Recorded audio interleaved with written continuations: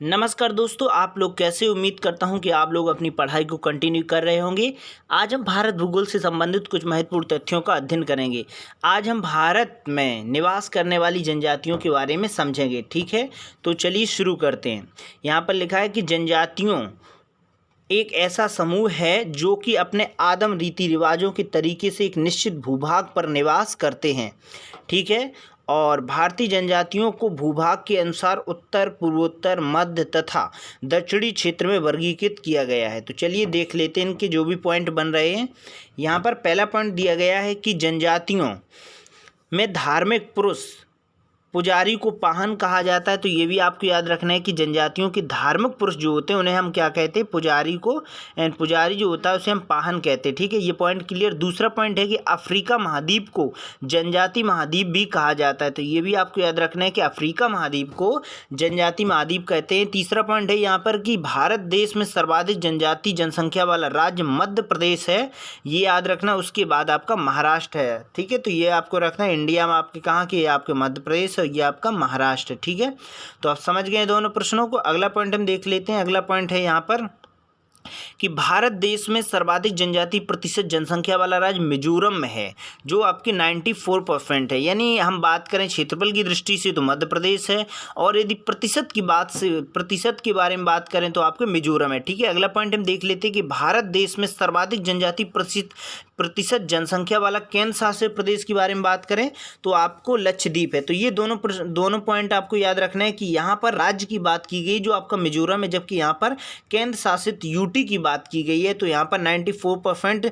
आपके जनजाति निवास करती है। तो दोनों पॉइंट आपके क्लियर हो जाना चाहिए कि आपकी राज्य मिजोरम है जो प्रतिशत की दृष्टि सबसे ज़्यादा जनसंख्या जनजाति निवास करती है, जबकि आपके यूटी की बात करें यानी केंद्र शासित प्रदेश की बात करें तो सबसे ज़्यादा आपके लक्षद्वीप में, ठीक है, 94% जनसंख्या जो होती जनजाति वो निवास करती है। अगला पॉइंट के बारे में बात करें तो भारत देश में न्यूनतम जनजाति जनसंख्या वाला राज्य गोवा, इसके बाद उत्तर प्रदेश का स्थान आता है। यानी न्यूनतम की बात करें सबसे ज़्यादा अगर सबसे ज़्यादा कम कहाँ पाई जाती है तो गोवा, फिर इसके बाद और कम कहाँ पाई जाती है? उत्तर प्रदेश। यानी उत्तर प्रदेश में ना के बराबर ही जनजाति निवास करती है। ठीक है, अगला पॉइंट देख लेते हैं कि पंजाब हरियाणा दिल्ली चंडीगढ़ में कोई भी जनजाति निवास नहीं करती। यानी ये ऐसे 4 राज्य दिए गए हैं, यानी 4 राज्य दिए गए हैं जिसमें किसी भी प्रकार की जनजाति निवास नहीं करती है। कौन कौन से? पंजाब, हरियाणा, दिल्ली, चंडीगढ़। ठीक है, दोनों पॉइंट हमके क्लियर।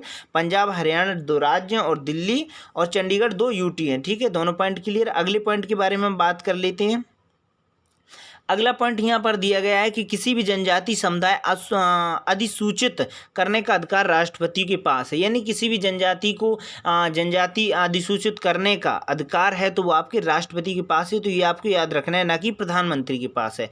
अगला पॉइंट हम देख लेते हैं कि देश जनसंख्या के आधार पर सबसे बड़े 3 जनजाति समूह कौन से, यानी देश में सबसे ज़्यादा कौन सी जनजाति निवास करती है तो उनके बारे में देख लेते हैं। यानी सबसे ज़्यादा देश में गोंड जनजाति है, फिर आपकी भील जनजाति है, फिर आपकी संथाल जनजाति। तो ये आपको याद रखना है कि सबसे ज़्यादा गोंड जनजाति, भील जनजाति, फिर आपकी संथाल जनजाति है। ठीक है, अब हम बात कर लेते हैं कि पशुपालक जनजातियाँ कौन सी, उसके बारे में समझ लेते हैं। तो यहाँ पर पहला पॉइंट दिया गया है कि टोडा जनजाति तमिलनाडु की नीलगिरी पहाड़ी पर निवास करती तथा भैंस का पालन करती है। तो ये पॉइंट आपको याद रखना है। पशुपालक जनजाति अगर पूछा जाए कि कौन सी पशुपालक जनजाति है तो आपको याद होना चाहिए जो पशुपालक जनजाति वो आपको टोडा जनजाति है। ठीक है, जो भैंस पालने का काम करती है वो कहाँ पर? नीलगिरी पहाड़ी, यानी तमिलनाडु की नीलगिरी पहाड़ियों में निवास करती है। दूसरा पॉइंट के बारे में बात करें तो दूसरा पॉइंट यहाँ पर दिया गया है कि गद्दी एवं बकरवाल, ठीक है, बकरवाल जनजाति हिमाचल प्रदेश में निवास करती है तथा भेड़ बकरी पालन करती है। तो ये भी आपको याद रखना है कि गद्दी और बकरवाल जनजाति जो है वो आपके हिमाचल प्रदेश से निवास करती है, जो भेड़ और बकरी का पालन करते हैं। ठीक है, तो ये आपको पॉइंट दोनों क्लियर है कि यानी टोडा जनजाति और आपकी गद्दी बकवार जनजाति पशुपालन करती है। अगला पॉइंट देख लेते हैं कि चकमा जनजाति के लोग बांग्लादेश के मूल निवासी हैं और ये पूर्वोत्तर भारत में मुख्यतः त्रिपुरा में शरणार्थी के रूप में प्रवेश कर गए हैं। तो ये भी आपको याद रखना है कि जो चकमा जनजाति है, यानी चकमा देकर किसी भी देश में शरण ले रखी है, तो यानी चकमा जनजाति के लोग बांग्लादेश के मूल निवासी हैं और पूर्वोत्तर भारत में मुख्यतः त्रिपुरा में शरणार्थी रूप में प्रवेश कर गए। यानी जो त्रिपुरा राज्य है वो आपके बांग्लादेश से 3 तरफ से घिरा हुआ है, इसलिए उसका नाम त्रिपुरा है। ठीक है, तो त्रिपुरा समझ गए कि त्रिपुरा में जनजाति निवास करती है, कौन सी? चकमा, जो आपकी कहाँ की मूल निवासी है? बांग्लादेश की है। ठीक है, ये पॉइंट क्लियर। अब हम बात कर लेते हैं कि भारत में प्रमुख जनजातियों के बारे में जान लेते हैं कि कौन से देश में प्रमुख निवास करने वाली जनजातियां उनके निम्नवत दिए गए, तो उसके बारे में समझ लेते हैं कौन सी जनजाति किस राज्य में निवास करती है। तो यहाँ पर ये पहला पॉइंट दिया गया है, यहाँ पर पहला पॉइंट समझ लेते हैं। जम्मू कश्मीर के बारे में बात करें तो जम्मू कश्मीर में गुज्जर जनजाति है। ठीक है, और ये एक मुस्लिम जनजाति है। तो ये भी आपको याद रखना है कि जम्मू कश्मीर में कौन सी जनजाति निवास करती है? गुज्जर जनजाति। और ये कौन सी प्रमुख के अंदर बातों के अंदर हम समझ लेते हैं कि ये एक मुस्लिम जनजाति। दूसरा पॉइंट हम देख लेते हैं कि हिमाचल प्रदेश राज्य में कौन सी जनजाति है? तो वहाँ पर गद्दी, बकरवाल और जद्दा, किन्नौर, यानी यहाँ पर 4 जनजातियाँ निवास करती हैं। उनकी जो काम क्या है, प्रमुख बातें, उसके बारे में समझ लेते हैं। ये पहाड़ी ढालों पर निवास करती हैं। ठीक है, एक पॉइंट। दूसरा पॉइंट है कि गद्दी तथा बकरवाल जनजाति बकरी तथा भेड़ों को पालती है तथा उन्हें उत्पादों में आश्रित है, यानी उन्हीं के उत्पादों पर आश्रित है। दोनों पॉइंट क्लियर। कौन से?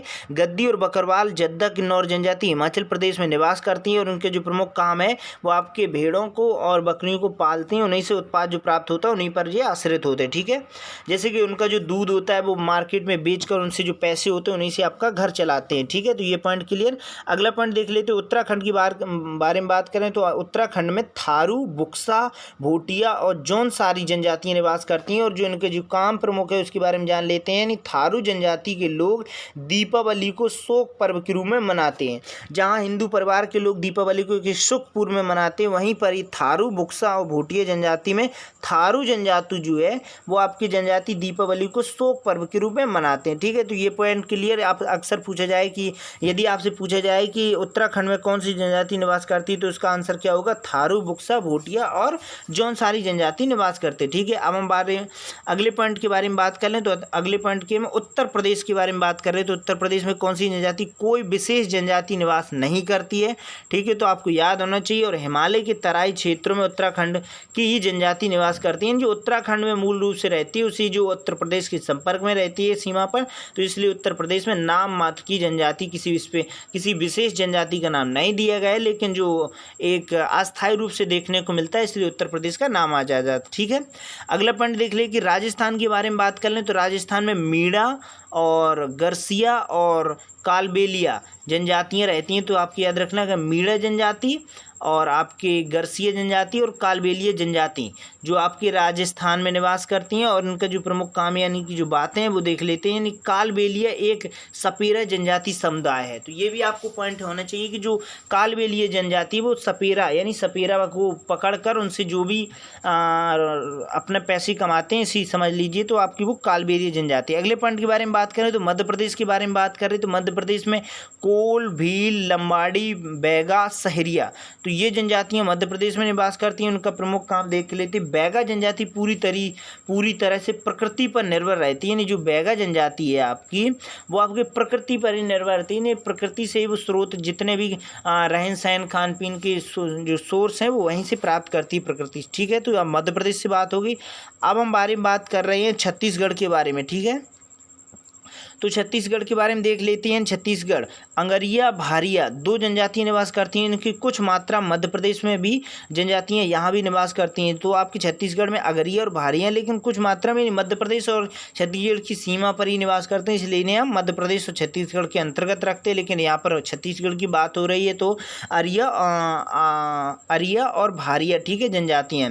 अब हम अगले पॉइंट के बारे में बात कर लें। झारखंड के बारे में बात कर लें। ठीक है, झारखंड में कौन कौन सी जनजाति है? आपकी संथाल जनजाति है, मुंडा जनजाति है, गोंड जनजाति है, बिरहोर जनजाति और हो जनजाति। ठीक है, तो आपको ये भी याद रखना है कि जो हो जनजाति वो किस राज्य में? आपकी झारखंड राज्य में। ठीक है, तो इससे जो पॉइंट बन रहे हैं उसके बारे में जान लेते हैं। यानी पहला पॉइंट है कि स्वतंत्रता आंदोलन में बिरसा मुंडा आंदोलन का प्रमुख आंदोलन था। ठीक है, तो स्वतंत्रता आंदोलन में बिरसा मुंडा आंदोलन एक प्रमुख आंदोलन था। यानी जो आपके संथा मुंडा जनजाति है तो आपके संपर्क में यहीं पर इसीलिए पॉइंट बन रहा है कि बिरसा मुंडा जो आंदोलन था वो उसके प्रमुख रूप से था। दूसरा पॉइंट है कि मुंडा जनजाति का प्रमुख त्यौहार सरहुल वसंत आगमन पर मनाया जाता है। तो ये भी आपको याद रखने की जो सरहुल त्यौहार है वो आपके बसंत आगमन में मनाया जाता है। ठीक है, ये पॉइंट क्लियर।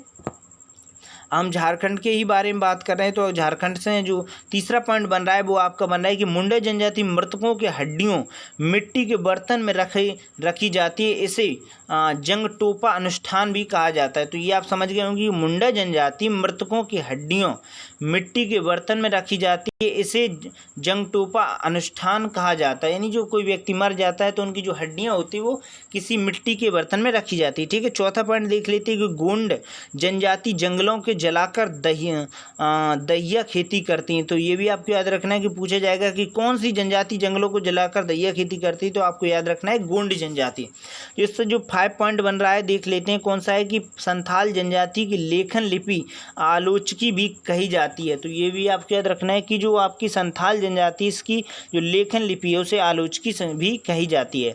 6वां पॉइंट देख लेते हैं कि हो जनजाति लोग वर्षा कराने हेतु आग जलाकर धुआं करते हैं। यानी इनकी जो परंपरा है कि हो जनजाति जो है वो धुआं करके वर्षा कराने की उम्मीद करते हैं, इसीलिए कि हो जनजाति लोग वर्षा कराने हेतु आग जलाकर धुआं करते हैं, यानी धुआं करते हैं जिससे कि उन्हें लगता है कि बारिश अब होगी। ठीक है, ये पॉइंट क्लियर। अब हम अगले पॉइंट के बारे में बात कर लें तो पश्चिम बंगाल में कौन सी जनजाति उसके बारे में जान लेते हैं। पश्चिम बंगाल में भूमिज और लेप्चा जनजाति। ठीक है, इसमें कोई विशेषता नहीं दी गई इनके बारे में, तो आप समझ गए होंगे।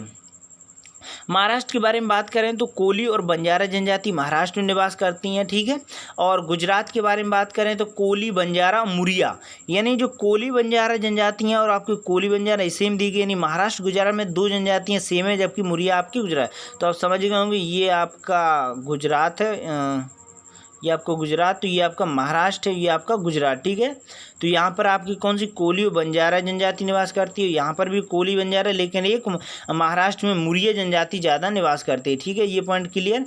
अगले पॉइंट के बारे में बात करें तो अगला पॉइंट यहाँ पर आंध्र प्रदेश से संबंधित है कि आंध्र प्रदेश में कौन सी जनजाति है, तो उसके बारे में देख लेते हैं कि चेचू, लंबाड़ा और बहुरूपिया कोचा, ये 4 जनजातियाँ 5 जनजातियाँ रहती हैं आंध्र प्रदेश में। ठीक है, इनसे कोई भी विशेषता नहीं है। अब हम बारे में बात करें तमिलनाडु के बारे में, यानी टोडा, मन्नार और इरूला जनजातियाँ, तो हम देख लेते हैं पहला पॉइंट कि टोडो जनजाति जो कि नीलगिरी की पहाड़ियों पर रहती है। ठीक है, टोडो जनजाति कहाँ पर रहती है, नीलगिरी की पहाड़ियों पर। दूसरा पॉइंट यहाँ पर दिए गए, टोडो जनजाति में कन्या वध की प्रथा के चलते लिंग अनुपात में कमी आ गई है, जिस कारण यहाँ बहुपति विवाह प्रचलित है। आप ये समझ गए होंगे कि जो आपकी टोडो जनजाति है इसमें अंधविश्वास की वजह से कन्या का वध कर दिया जाता है, जिससे कि लिंगानुपात में अंतर आ गया है, यानी वहाँ पर पुरुषों की संख्या अधिक है, स्त्रियों की संख्या अधिक है, जिस कारण से वहाँ पर जो शादी की जाती है वो बहुपति विवाह की जाती है। यानी एक लड़की की शादी यदि परिवार में 2 भाई है तो 2 भाइयों के साथ होगी, यदि परिवार में 3 भाई हैं तो तीनों भाइयों के साथ होगी एक ही लड़की की शादी। इसका मतलब ये हुआ कि वहाँ पर जो स्त्री का जो समुदाय बहुत ही कम हुआ, जिस कारण से वहाँ पर अनुपात को देखने को मिलता है। ठीक है, अगले पॉइंट के बारे में बात कर लें। केरल में आपके कोटा, नायर और कडार जनजाति निवास करती हैं, जबकि उड़ीसा की बात कर लें तो उड़ीसा में जुआंग, जटाऊ और उराव जो आपकी जनजातियां हैं वो निवास करती हैं। ठीक है, अगले पॉइंट के बारे में बात कर लें तो अगला पॉइंट यहाँ पर सिक्किम से संबंधित है, उसके बारे में जान लेते हैं। सिक्किम के बारे में जानते हैं। यहाँ पर पहला पॉइंट दिया गया है कि सिक्किम में लेप्चा जनजाति निवास करती है। मेघालय की बात करें तो गारो खासी जयंतियाँ। ठीक है, तो ये भी आपको याद रखना है कि गारो खासी जयंतियाँ 3 पहाड़ियाँ हैं और उन्हीं के नाम पर आपकी क्या रख दी गई हैं, जनजातियाँ रख दी हैं। यानी जिस राज्य में वो निवास करती हैं, जंगलों में निवास कर रही हैं जनजातियाँ, उन्हीं के नाम पर पहाड़ियों के नाम रख दिए गए। यानी मेघालय की बात करें तो मेघालय में गारो खासी जयंतियाँ 3 पहाड़ियाँ हैं, उन्हीं के नाम पर जनजातियाँ, यहाँ पर 3 जनजातियाँ पाई जाती, कौन सी, गारो खासी जयंतियाँ। ठीक है, असम के बारे में बात करें तो बोडो गारो खासी जयंतियाँ। ठीक है, तो ये भी आपको याद रखना है कि असम के बारे में कौन कौन सी बोडो गारो खासी जयंतियाँ, ठीक है, निवास करती हैं। अरुणाचल प्रदेश के बारे में बात करें तो डफला, मिरी, अबोर, मिसमी, ये आपके अरुणाचल प्रदेश में जो जनजातियाँ हैं वो निवास करती हैं, कहाँ पर, अरुणाचल प्रदेश में, और उनसे कोई भी विशेषता नहीं है।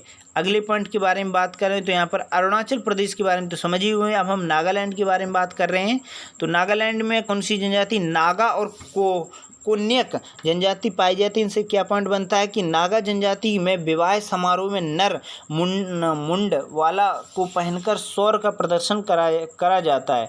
यहाँ पर जो प्रथा दी गई है तो आप समझ गए होंगे कि नागा जनजाति में विवाह समारोह में नर मुंड माला को पहनकर सौर का प्रदर्शन करता है। ठीक है, तो ये साबित करता है कि जो जिस व्यक्ति शादी हो रही है वो बहुत ही सूरवान व्यक्ति है। ठीक है, अगले पॉइंट के बारे में बात करें तो मणिपुर में आपकी कुकी जनजाति है, त्रिपुरा में आपकी लुसाई और रियांग जनजाति, और दादर और नगर हवेली में ढोंडिया जनजाति निवास करती है। तो ये कुछ राज्यों से संबंधित जनजातियाँ थी जो आपने हमारे साथ अध्ययन की। तो ये प्रश्न समझे तो आप हमारे साथ भारत भूगोल से संबंधित कुछ महत्वपूर्ण तथ्यों का अध्ययन कर रहे थे। तो फिर मिलते हैं अगली वीडियो में, तब तक के लिए नमस्कार।